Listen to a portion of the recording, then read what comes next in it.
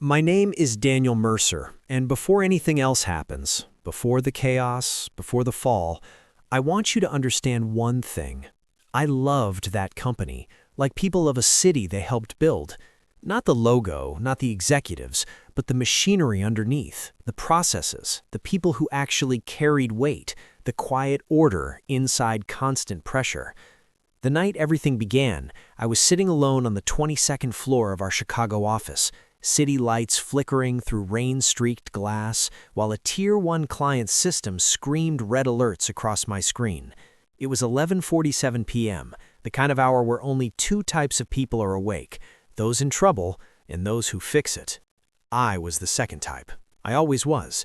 For 7 years, I'd been the escalation lead for operations at Northstar Systems, a logistics tech firm that promised real-time precision to global retailers.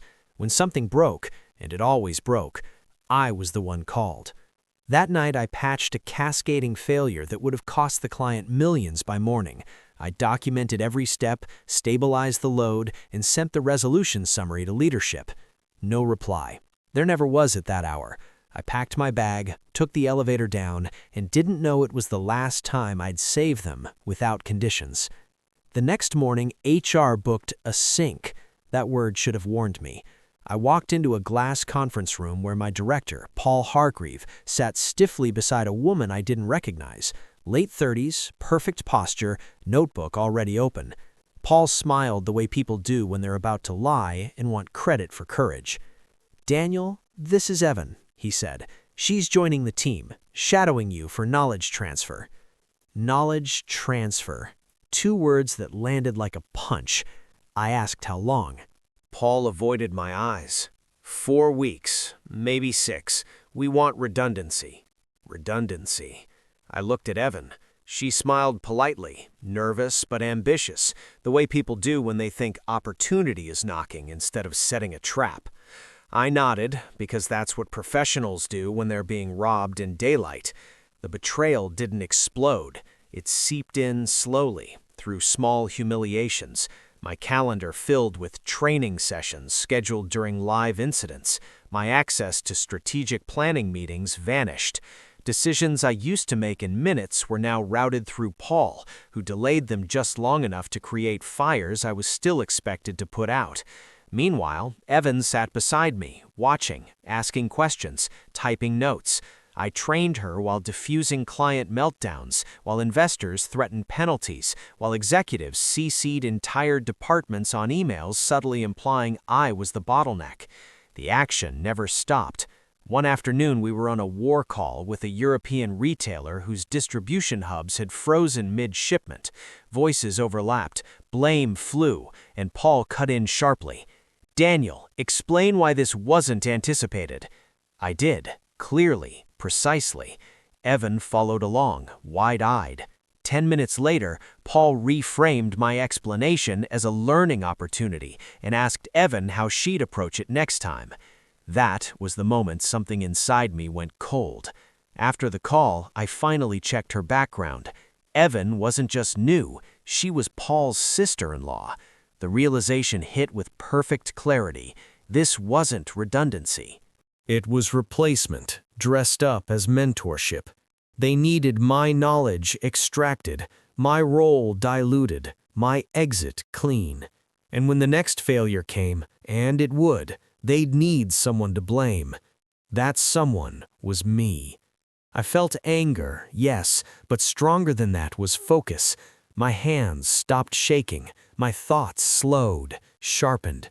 I replayed every policy, every clause, every handover document I'd ever written.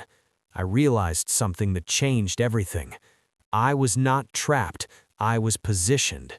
That night, alone again in the office long after Evan had gone home, alarms blinking quietly like distant flares, I made a decision that felt less like revenge and more like physics. I would give them exactly what they asked for. Nothing more, nothing less, and I would step away at the precise moments their illusion of control became irreversible. That was when I understood the truth. The handover was inevitable, but what came after was entirely up to me. I told myself I wasn't angry. Anger is loud, messy, and it makes you sloppy. What I felt instead was a kind of disciplined pressure, like holding a plank until your muscles stop screaming and go numb. Still, the first week after the truth settled in, I slept badly. I replayed conversations in my head, searched for alternate paths where this didn't end with me training my own replacement, wondered if confronting Paul directly would change anything. Every version ended the same way: denial, corporate language, and a quiet acceleration toward my exit. So, I stopped fantasizing about fairness and started thinking in terms of leverage. My plan didn't arrive fully formed. It emerged in fragments, built during moments of motion, while sprinting between calls, while Evan asked me to explain something she didn't yet understand, while executives demanded miracles without wanting to know how they worked. The core rule I set for myself was simple. Everything had to be clean. No sabotage, no lies, no violations. If this company went down, it would be because it had been standing on borrowed strength and finally had to support its own weight. The first internal conflict was Evan herself. She wasn't cruel. She was competent, curious, and visibly stressed by the pace. Sometimes she thanked me for being patient. Sometimes she admitted she felt dropped into the deep end. Those moments chipped at my resolve. I'd built my reputation on being the person who didn't let others drown. But every time I softened, I remembered Paul's smile, the missing meetings, the way my explanations were repackaged as someone else's insight. I began drawing lines, quietly. Training followed the documentation, not the instincts. I showed Evan what was written, not what I carried in my head. When she asked why a particular workaround existed, I pointed her to the ticket history instead of telling the story behind it. It felt petty at first, but it was policy perfect. The company had never paid me for intuition. It paid me for outputs. The second conflict was fear. I needed a job. Northstar had been my identity for years, and stepping off without a safety net felt reckless. Recruiters were cautious in that market. Interviews take time, and if I misjudged the timing, I could end up unemployed while Northstar limped along just fine. I started testing my assumptions in small ways. On a Tuesday morning, during a minor incident, I waited. Not long, 5 minutes. Normally, I would have jumped in instantly. Instead, I watched the escalation channel fill with confusion as managers debated ownership. Evan hesitated, unsure whether to act. Paul pinged me directly, asking for a status update. I responded with a neutral summary and a link to the runbook Evan had been trained on. Another 5 minutes passed before Evan followed the steps and stabilized the issue. Nothing catastrophic happened, but something important did. Leadership felt the delay. After the incident, Paul scheduled a process review. He framed it as concern about response times. I framed my answers around training progress and documentation coverage. The dance had begun. The next risk was external. A major client was planning a regional expansion that would triple transaction volume. I'd warned leadership months ago that our infrastructure would strain under that load unless we refactored a core component. The project had been deferred to meet quarterly targets. Now it was back, hot and urgent, with a handover deadline looming. Paul wanted Evan to lead the technical briefing, with me supporting. During the prep call, Evan stumbled over capacity assumptions I knew were wrong. I corrected her gently. Paul cut in, said we'd align offline. Offline never came. The deck went out with flawed projections. That night, I stared at my screen long after the office emptied, debating whether to send a follow-up email. If I did, I'd be undermining the narrative that Evan was ready. If I didn't, the client would be misled. I chose a third option. I sent a clarification email to Paul and the project lead only, attaching my original risk assessment from months prior. It was time-stamped, documented, and ignored. 2 days later, the client pushed back with concerns that mirrored my warnings, almost word for word. The tension in the response call was thick. Paul looked at me, just briefly, with something like irritation and something like fear. That was a small success, proof that my memory of reality still mattered. But plans attract complications. Evan began staying late, asking sharper questions, noticing the gaps between the docs and reality. One evening, she asked me directly if I thought she was ready. The question hit harder than I expected. I told her the truth, framed carefully. She was learning fast, but the role was built on years of pattern recognition, not just procedures. She nodded, troubled. The next morning, Paul sent me a message reminding me to stay aligned on messaging. It was a warning. Pressure increased. My performance metrics were suddenly under review. A rumor circulated that operations needed fresh energy. I accelerated my job search quietly, taking calls during lunch, polishing my resume at night. Then came the setback. A live deployment failed in a way I hadn't anticipated. Evan followed the documentation precisely, and it still broke. The failure was subtle, rooted in an undocumented dependency I'd never thought to formalize because it lived in my head. The client was furious. Paul escalated it to the executive team, framing it as a training oversight. For the first time, doubt crept in hard. Had I underestimated the risk? Had my restraint crossed into negligence? Sitting alone in a dim conference room after midnight, watching emails stack up, I realized something sobering. I wasn't in control of everything. That failure didn't end my plan, but it sharpened it. I understood now that half measures would only prolong the damage. If this was going to end, it had to end decisively. The failure changed the temperature of everything. Overnight, I went from being quietly sidelined to being watched. Metrics I'd never been questioned on before were suddenly highlighted in meetings. Response times were graphed. Decisions I'd made years ago were reopened as if they were recent mistakes. Paul stopped pretending we were aligned. He CC'd legal on emails. He asked for summaries of conversations that had already happened. The company didn't say it out loud, but the message was clear. If this went wrong again, they wanted a clean record showing I was responsible. That pressure did something dangerous to me. It made me consider shortcuts I'd promised myself I wouldn't take.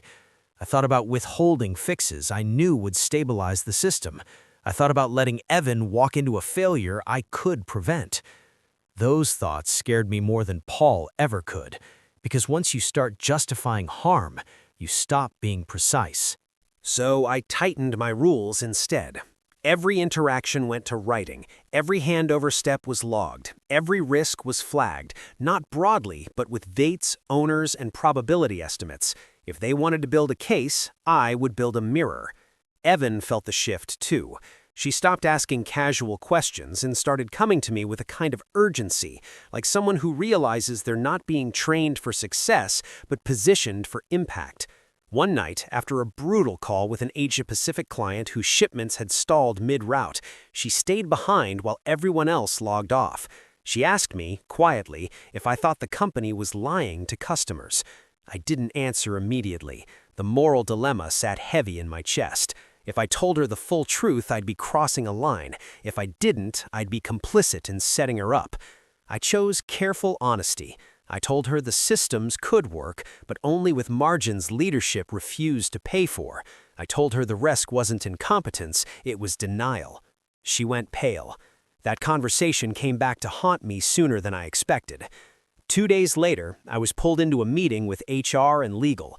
They asked about my influence on Evan, about whether I'd expressed doubts about leadership decisions. The phrasing was polite, but the intent was sharp. Someone had reported concern. I denied undermining anyone. I cited my documentation. They ended the meeting with rehearsed smiles and a request to keep communications constructive. When I left the room, my hands were shaking. The unexpected turn wasn't the meeting itself. It was what I found afterward. An internal memo circulated to senior management, accidentally forwarded to me by a junior analyst who didn't realize I'd been removed from the distribution list. The memo explained that the next major rollout was being rushed to secure bridge financing. If it failed, the plan was to attribute delays to legacy process owners and restructure operations immediately. My name appeared once, indirectly, but unmistakably. That was the moment the conflict crossed from professional to existential. They weren't just replacing me, they were preparing to erase me. The pressure spiked. Recruiters suddenly went silent, as if someone had whispered doubts. Evans stopped meeting my eyes. Paul began scheduling handover sessions that overlapped with critical incidents, forcing me to choose between teaching and saving the system. I took a bolder step. I requested a formal handover timeline review, citing risk exposure. I copied executives, legal, and compliance. I laid out in neutral language what knowledge could and could not be transferred in the remaining time and the potential consequences. The response was swift and hostile. Paul accused me of resisting change. An executive suggested my emotional attachment was clouding judgment. The meeting devolved into a thinly veiled attack on my relevance. I left it with my jaw clenched and my resolve hardening. That night, Evan called me. Not messaged, called. She said she'd been asked to sign off as primary owner on the upcoming rollout. She hadn't even seen the full architecture. She was terrified. This was the unexpected consequence I hadn't planned for, the human cost landing directly in front of me.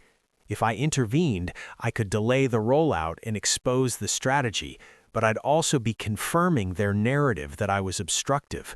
If I didn't, Evan would be crushed, and the company would get exactly what it wanted, a scapegoat. I chose a narrow path. I told Evan to request written confirmation of ownership boundaries and escalation rights. I told her not to sign anything without that clarity. It was good advice. It was also explosive. The next morning, Paul stormed into my workspace, voice low and furious, accusing me of coaching her to push back. He said I was jeopardizing the company. I told him, calmly, that clarity reduced risk. He told me to pack up my personal items and work remotely until further notice. That was it. Isolation. The turning point came faster than I expected. Working from my apartment, watching the rollout approach, I received an automated alert from the monitoring system. Capacity thresholds breached in staging, exactly where I'd predicted months ago. I forwarded the alert with context to leadership. No response. An hour later, Evan messaged me a single sentence. They're making me present to the client in 10 minutes. My heart pounded. I had a choice that would define everything. I could jump in, override, save it, and cement my usefulness one last time. Or I could stay within the boundaries they'd forced on me and let the consequences unfold. I stared at the screen, aware that either path would burn something forever. When the client calls started without me, and I heard the distant echo of panic through the office chat, I realized the plan was no longer theoretical. Everything I'd built, everything I feared, everything I stood to lose was balanced on a single decision, and whatever happened next, there would be no way back. The call detonated exactly the way I'd feared and expected. Within minutes of it starting, messages flooded the internal channels. Confusion first, then urgency, then fear stripped of politeness. The client's questions were technical, precise, and unforgiving, the kind that only come when someone senses weakness. Evan tried to answer, I could tell from the fragments I saw, but every response opened two more problems. Capacity figures contradicted earlier promises. Latency graphs didn't match the deck. Someone on the client side mentioned contractual penalties, and the word breach appeared in writing for the first time. I sat at my kitchen table, laptop open, hands flat on the wood, breathing slowly.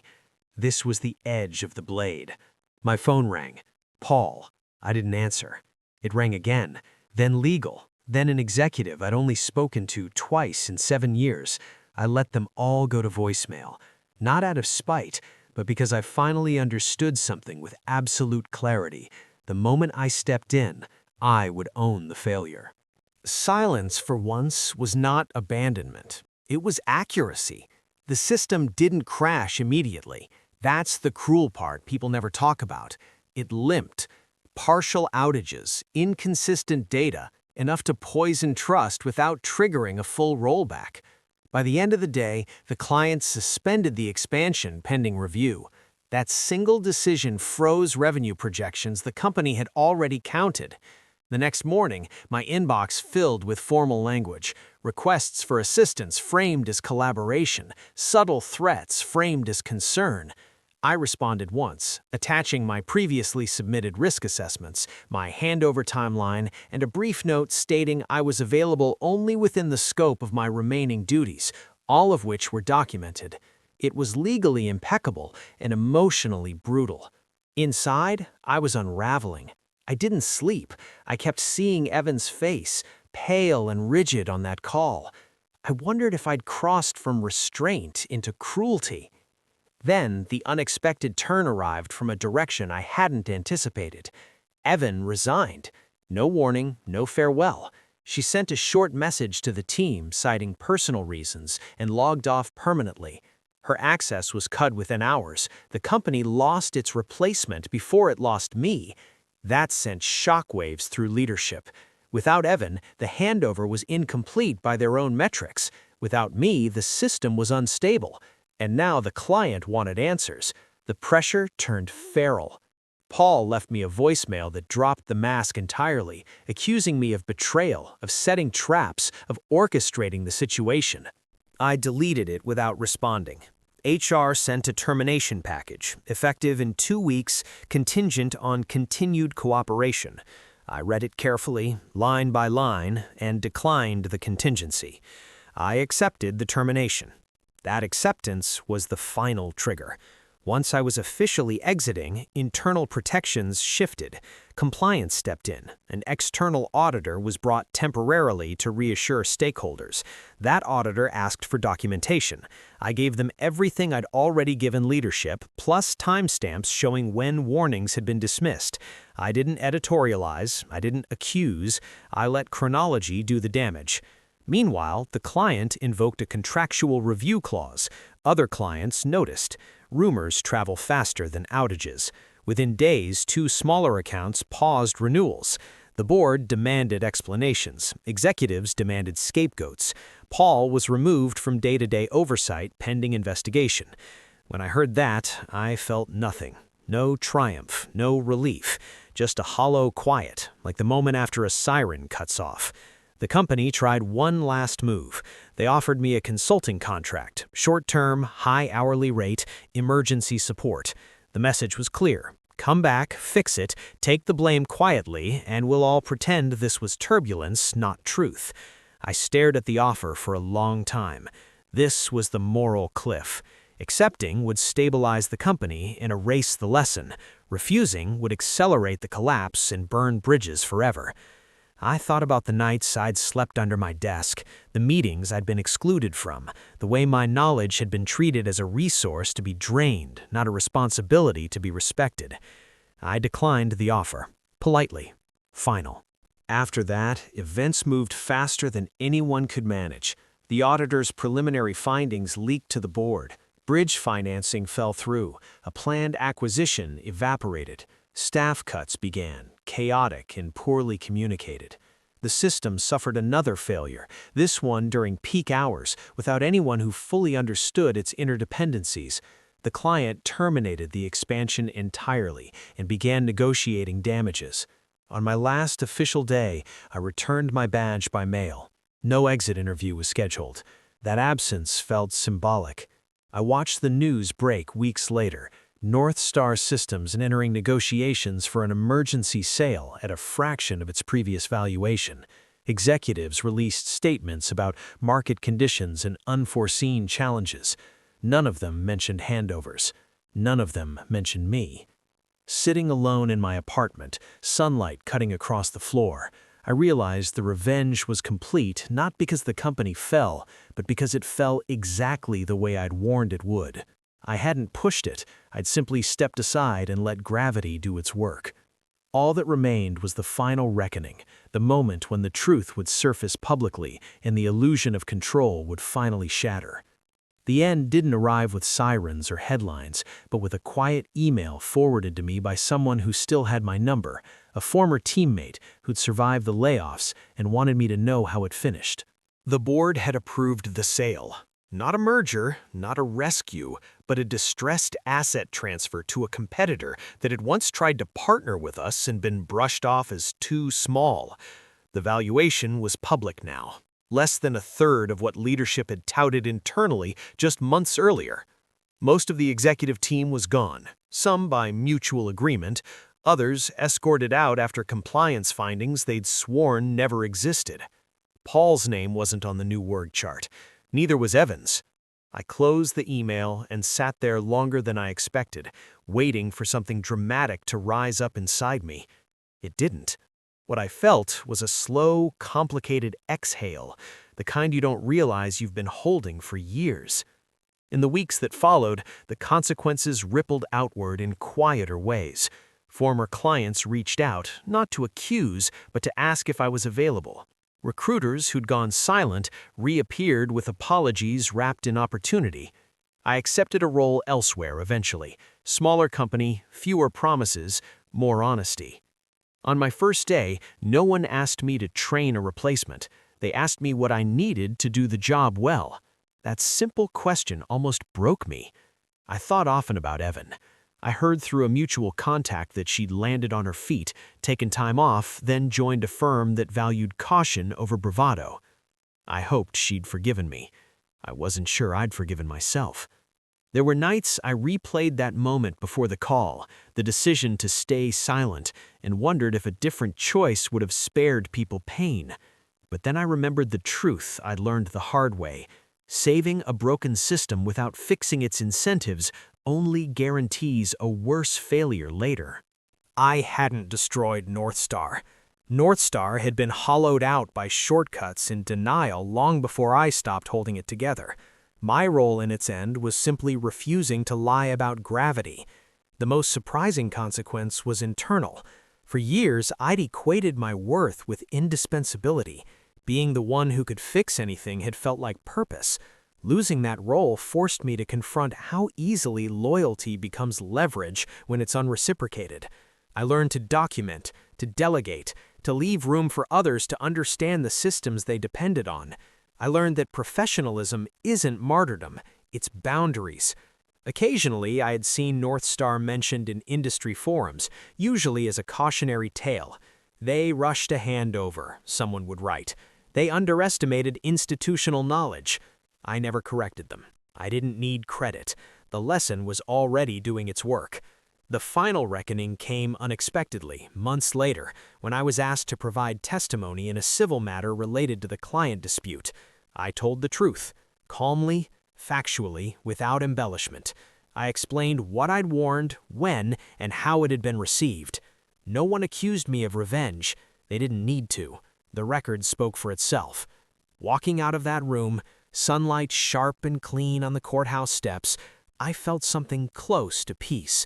Not victory, peace. The kind that comes from aligning your actions with your values, even when it costs you comfort. I'd started this journey believing revenge meant watching others fall. I ended it understanding something quieter and more enduring. Real power is knowing when to stop carrying what was never yours to bear. When I finally let go, the company didn't survive the handover. I did.